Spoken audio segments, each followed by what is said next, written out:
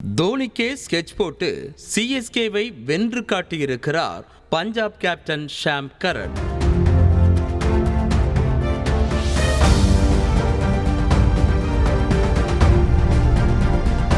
சொந்த மண்ணில் பஞ்சாபுடனான ஆட்டத்தில் தோல்வியை சந்தித்திருக்கிறது சென்னை அணி. 20 ஓவர்கள் முடிவில் 7 விக்கெட்டுகள் இழப்பிற்கு 162 ரன்களை சென்னை அணி அடிக்க 17.5 ஓவர்களிலேயே 3 விக்கெட்டுகள் இழப்பிற்கு 163 ரன்களை அடித்தது பஞ்சாப் அணி. முடிவில் 7 விக்கெட்டுகள் வித்தியாசத்தில் சென்னையை வென்றது பஞ்சாப் அணி.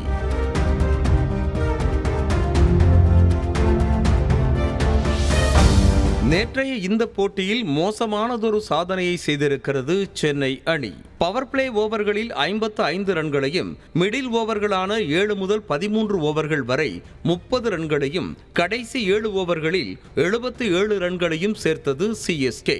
7வது முதல் 15வது ஓவர் வரையிலான ஓவர்களில் ஒரு பவுண்டரி கூட அடிக்காத அணிகளின் பட்டியலில் 4வதாக இணைந்திருக்கிறது சென்னை அணி. முன்னதாக புனே வாரியர்ஸ், ஆர்சிபி மற்றும் ராஜஸ்தான் ராயல்ஸ் அணிகள் மட்டுமே இந்த மோசமான சாதனையை செய்திருந்தன. அதேபோல மிடில் ஓவர்களில் பஞ்சாப் அணியின் ஸ்பின்னர்கள் சிறப்பாக பந்து வீசிய போதும் ராகுல் சகாருக்கு மட்டும் ஒரு ஓவரை பாக்கி வைத்தார் கேப்டன் ஷாம் கரன்.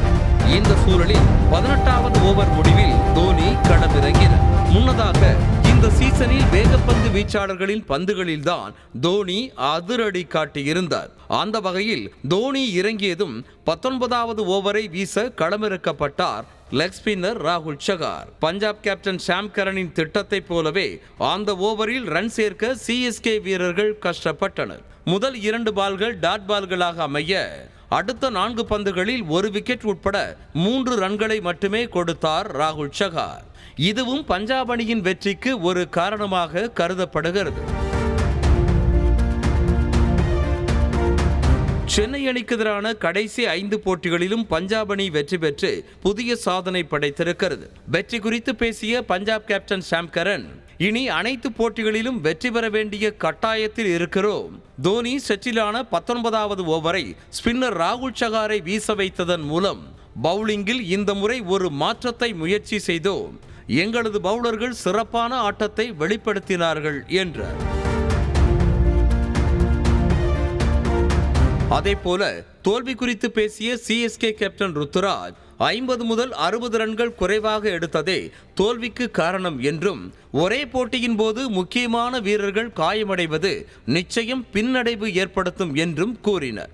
அதேபோல பேட்டிங் செய்ய களமிறங்கும் போது கூட இல்லாத பிரஷர் டாஸின் போது ஏற்படுவதாக தெரிவித்தார். இம்பாக்ட் பிளேயர் விதியை பயன்படுத்தியும் எதிர்பார்த்த ரன்களை சேர்க்க முடியவில்லை என்று கூறினார். எதிர்கொண்ட 10 போட்டிகளில் 5இல் வென்று புள்ளிப்பட்டியலில் 4வது இடத்தில் இருக்கும் சென்னை அணி மீதம் இருக்கும் 4 போட்டிகளில் 3இல் வெற்றி பெற்றால் மட்டுமே பிளே ஆஃப் சுற்றுக்கு தகுதி பெறும். அதேபோல வரும் 5ஆம் தேதி தர்மசாலாவில் பஞ்சாப் அணியை எதிர்கொள்கிறது சென்னை அணி. கிட்டத்தட்ட இதே போன்ற ஒரு சூழல்தான் 2010லும் நடைபெற்றது. அப்போது நடந்த போட்டியில் வெற்றி பெற்றால் மட்டுமே பிளே ஆஃப் சுற்றுக்கு தகுதி பெற முடியும் என்ற சூழலில் வெறியாட்டம் ஆடியது சென்னை அணி. அதே போல அந்த சீசனின் சாம்பியனும் ஆனது. 2010இல் நடைபெற்றதைப் போலவே தற்போதும் நடைபெறுமா என ரசிகர்கள் எதிர்பார்த்து வருகின்றனர். செய்திகளை உடனுக்குடனும் துல்லியமாகவும் தெரிந்து கொள்ள சப்ஸ்கிரைப் பண்ணுங்க.